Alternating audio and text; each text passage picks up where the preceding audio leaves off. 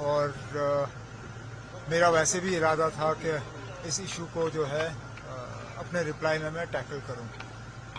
Committee बनी है chief secretary साहब की अध्यक्षता में और इनको मैंने फिलहाल 6 महीने का वक्त दिया है।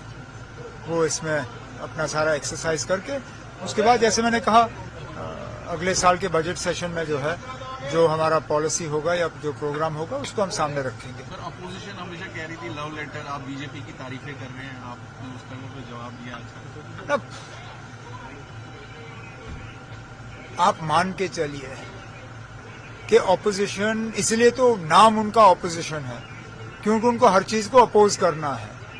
हम भी ऑपोजिशन में रहे हैं, हमने भी यही किया है।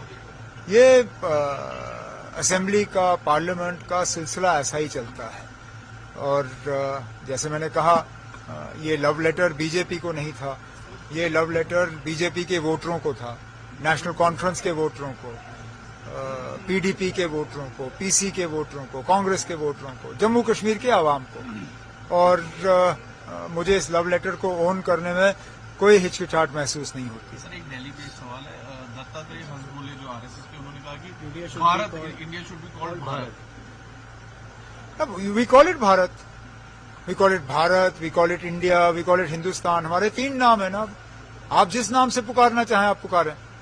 वजीर आजम साहब के जहाज पे भारत भी लिखा है, इंडिया भी लिखा है। It's called the Indian air force, Indian army.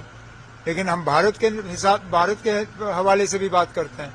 जब हम सारे जहां से अच्छा गाते हैं तो क्या कहते हैं, अलग नाम है। आप जिस नाम से पुकारना चाहें आप पुकारें। एक किसी के साथ दिल्ली बेस्ड सवाल है। मुस्लिम पर्सनल लॉ लॉ ने कहा है वक़्फ़ बिल को लेकर, उस पर ये कहा है कि अगर इस पर अमेंडमेंट होती है तो इसके बाद ही, जिस तरह से उनके जो प्रवक्ता हैं उन्होंने कहा है कि शाहीन बाग जैसे हालात बनेंगे, तो कैसे आप? मैं इसमें क्या कह सकता ना, मैंने उनका बयान देखा नहीं है क्या कहा, क्योंकि मैं सिर्फ आपसे सुन रहा हूँ। पहले मैं उनका बयान देखूं, उसको समझूं, उसके बाद मैं इस पर टिप्पणी कर सकता हूँ।